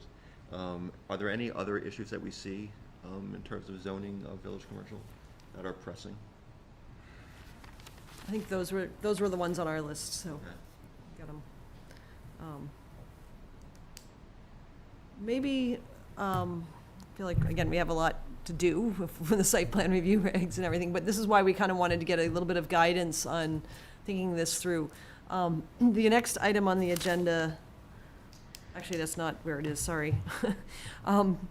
Joseph has some information, I think, about this, a new Invest New Hampshire program. That's one reason why we're asking about this and relating to the housing in particular, like, you know, it was just on the news yesterday, whatever. So starting on the 29th, July 29th. Yep. is now the timeline for when the state's gonna open up applications for getting, municipal assistance for zoning, but we have to look at housing as a component of, it's to look at your housing in regards to zoning, to see barriers, opportunities to address the issue of lack of housing in the state. And I'm not talking about affordable housing necessarily, just numbers of units, kind of getting, Plymouth's unique because we have the student rentals, off-campus rentals, and that's a really different market. It's not like you can just pull data from standard sources. You really have to dig deeper. So, we're thinking, is that worth us trying to, it's not us doing the work, it would be hiring a consultant that's more focused.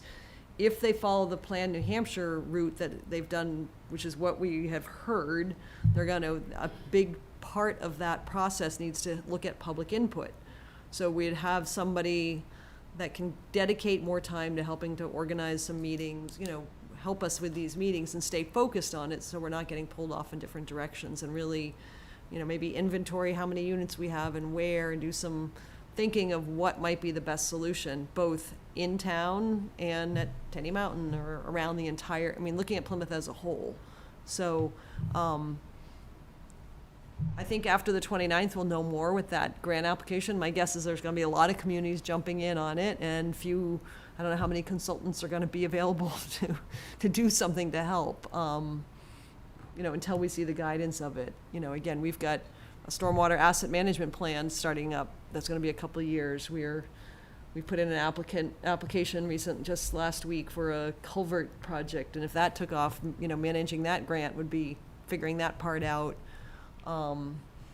Doing this kind of planning work though is our job, so it's just a matter of, I think, there may be an avenue that we can get some kind of fresh look at this, and also build into that application the need for really going out and talking to different sort of constituents and focus groups or something in the community. Having somebody do that, help do that for us would be great.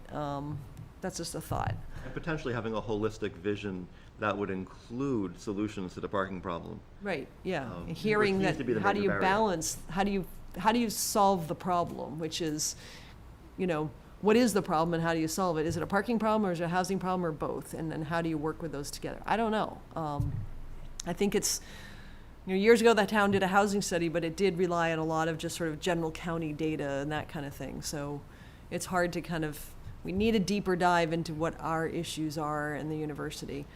That said, I just want to also toss out, I know in the past we've talked about this idea of sort of a recreational zone and vacation housing. I don't see how we can possibly set up, even though I said it for campgrounds, that's different because they can only operate for so many days. You can't take a unit and say that one's only for non-residents to utilize. And how would we possibly enforce that? So I would not ever want to support, unless you really want us to, I don't know if that's legal or, it's a housing unit, we have a dwelling unit as a definition. You can live in it, or not.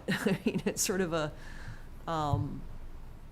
it almost brings to the question of short-term rentals is a different question. That opens up another can of worms. So a dwelling, if you build housing units, you've got to create the opportunity or realize that could be people living in them 12 months out of the year. You can't just say, oh, you can only live in them 3 I'd be months. willing to look that up and do some research on it.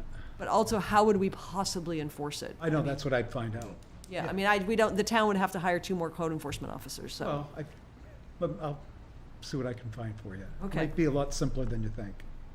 All right, Also, we have, go ahead. But why do you want to? It's just, yeah, if someone owns a house and I want to rent it for a couple of months or throughout the year, I don't see why it should be a problem. but you can't say you can only do that. Right, that's it. I don't, Yeah. those restrictions are. Right, so that's saying it's like this I'm not clear what this vacation zone, kind of recreational zone would be. It's like if you're gonna build a building with 6 units at Tenny Mountain, Right, if you could he- either As they used to it do. could be a second home or a resort. primary home, That's the You know, they- definition of resort, Tenny It's Mountain either a Resort. hotel, it's either a hotel and you're renting it out night by night, or it's a second home, or it's a home, And That- with 6 units, we can't we wouldn't be able to say anything at this point. Right, so that's what I'm Right. saying, but even if, 6 units or we go less. more, I don't know how you can control that, so I Like, don't think that's yeah. worth really chasing that. I think the market usually takes care of that because you get that's essentially like definitionally gentrification, Yeah. it pushes out, certain resorts are gonna push out people who could actually Yeah. work there, or I who guess can I'm- actually live there, so. I guess I'm thinking of like the pool at Attitash, or the, Peak Resorts. yeah, or the Wolf Place Yep. in Massachusetts, where they have multiple units, and I guess that would be a hotel. But they're renting it by the night or 4 nights, and obviously there's more than 6 units per building, and I'm thinking something more along those lines. We also have, if we can get some of that grant money, it would be great. We have an economist who did some initial planning for free, for free, that would love to do some more work on number of units per building and research on what that does to the tax rate. Because right after the 3 first things that the business owners worry about in Plymouth, which is parking, the next thing is taxes. Taxes are killing the business owners in this town, and they're very much worried about what's going to happen to the tax rate.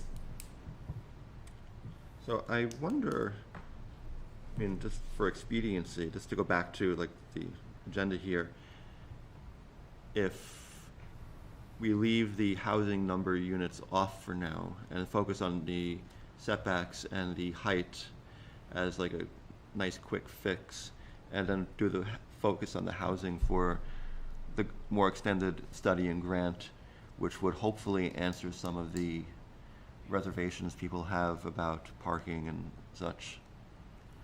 That makes sense?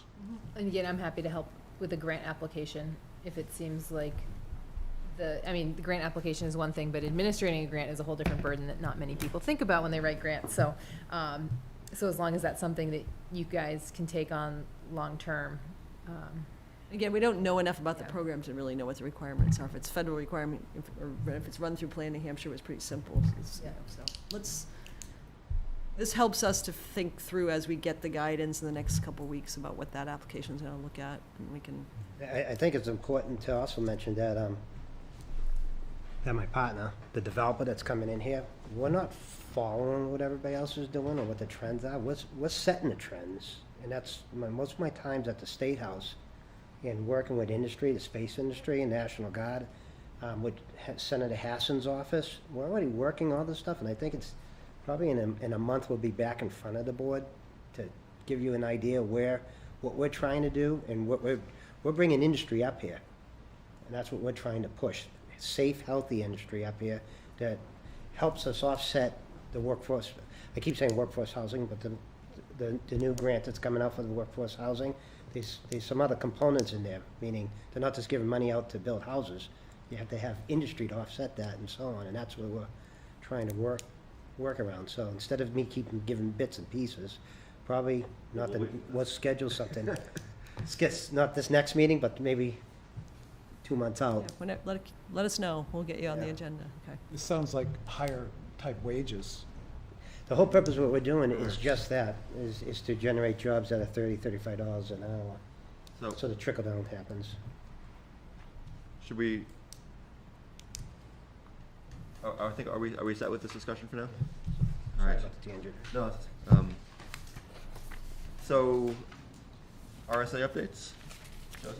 Yeah, it's so pretty minor, all things considered. There was sort of a omnibus bill that was passed here recently, but part of it was, changes to the planning zoning RSAs. It also included a state house parking garage and some other items, but, some of these items aren't particularly, don't come up every day. In fact, most of them don't.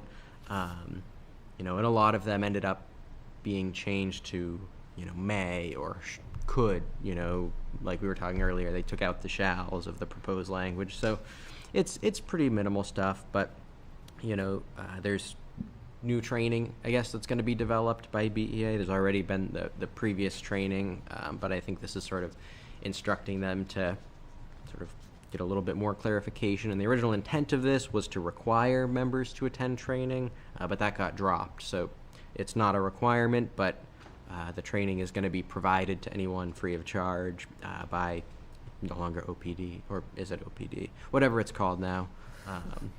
So there's a provision about fees. You need to post them, which we already are in compliance with, but you can always post them more places. If you allow increased density for housing for older persons, you may apply it to workforce housing. You're not required to, but we don't have any provisions such as that, so not applicable. One key thing for this board, though, the Zoning Board of Adjustment has to do findings of fact when they make a decision, which are sort of, just general statements of facts of the case. Going forward, if the planning board denies an appeal or denies a case, the board would have to specify findings of fact as well as the reasons for denial. So the zoning board does this for every decision they make, whether they approve or deny. It's just sort of an extra step to go through. They might say, finding of fact, I find that the property is in the agricultural zone. It can be really just general facts that support the denial and then sort of the reasons for the denial. The timelines have changed a little bit, not much, but zoning board time changed a little bit. The planning board still has 65 days to approve or deny. You can still agree with the applicant that they can waive the timeline. Instead of after that 65 days, if the board hasn't acted and no timeline is reached, the select board shall approve the application instead of issue an order to the planning board, instructing the planning board to make a decision. The board can also deny an application without prejudice if there's not enough information, which, you can deny it and then they can resubmit the same application again once they get the information. It doesn't, it's not held against them. There were some really slight changes to the Superior Court appeal and rehearing procedures, which hopefully won't come up for us. I wouldn't suspect they will. So, just to do with posting bond and attorney's fees and that kind of stuff. And then slight changes to municipal economic development and revitalization districts, allowing these for housing. But again, we don't have any of those in Plymouth. There's a process by which you designate them, and we haven't, that's never been done. So another one that doesn't particularly apply. So the major ones, the timeline, slightly different, but not really. And then, just that findings of fact will be a little bit of a maybe new procedure. But for those, who've been with the zoning board, it's the same process that they go through. I think one of the things that if you're gonna deny an application, you don't know that until you vote. It's so convoluted. So if you deny it, then how do you go back and do findings of fact that support your denial? You know what I mean? So I think that really the process is gonna be, you're gonna have to do findings of fact for every decision.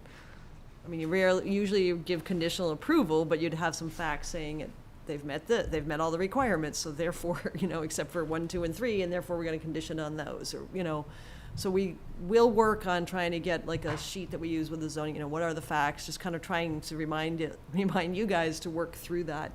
Because if you don't have those facts and you do the denial, then how do you, Right. You're gonna have to do it before you vote, right? It's kind of a weird, like somebody didn't think that one through. Right. Yeah, so it'll be an extra step, and it's funny when this idea of trying to streamline and everything, and then somebody throws that kind of stuff in, which makes you kind of slow down, go through the facts, go through the checklists, will take more time, but we're encouraged to keep going faster and approve stuff, so I don't get Academia. I mean, we're already giving reasons anyway, so it's kind of just giving more evidence for the reasons. Yeah. I mean, we can find ways to say substantially the facts will be in the minutes, or, it's not, we can, I'm not worried about it for this board, but it's just kind of ironic, if you really think it through. And then the bigger change is like, if that 60-day, 5-day clock, but we all are pretty aware of that, and that's part of our job. But if it's somehow that gets to day 66, then the select board can just approve it. So if somebody could know that avenue and push it forward and, I don't know, play a clock game with us, but we'll get a big clock. Calendar. Day 1, 65. We'll figure that one out, but Where before, it was like you had to go to, the select board could order the planning board to make a decision. Mhm. So it kept the decision here. It automatically puts it at the select board now with this statute. So it kind of, Although we can cut that off if we don't have enough information before then. Yeah. Right. And simply, like, Right. it's so weird, because if you don't have enough information, then you can just deny it based on the fact that you don't have the information. Mm-hmm. And then, you know, Right. all right then. off you go. So, Thank you, Joseph. Yes, yep. Unfinished business and other business for members of the board and planning staff? one more thing. We didn't get on there, John, for you to talk about the calendar for the next couple meetings. Oh, yes, okay. So July 21st is our next regular board meeting. We have not received any applications, believe it or not. So we were thinking of using that if we can scramble to really get going on the site plan review, maybe have a draft by the end of next week. That's pushing it for us, but we'll try.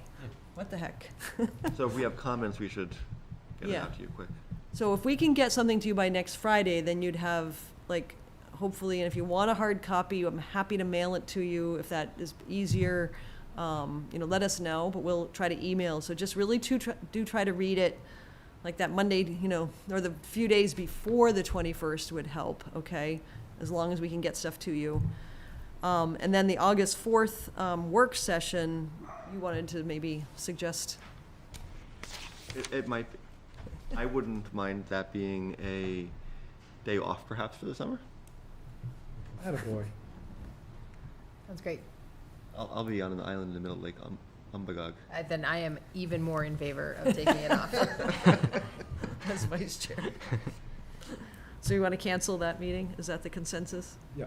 Yeah, Okay. that's It's great. nice to get one meeting off in the Especially if we're summer. gonna have a work session in a couple of weeks anyway, Yeah.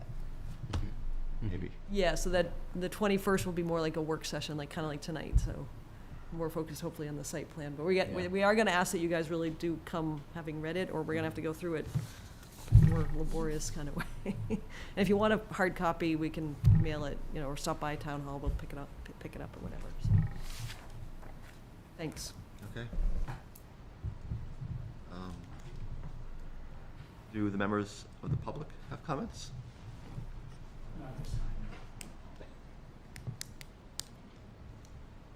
No? Okay. Is there anyone on the Zoom? No, No? just me. Okay.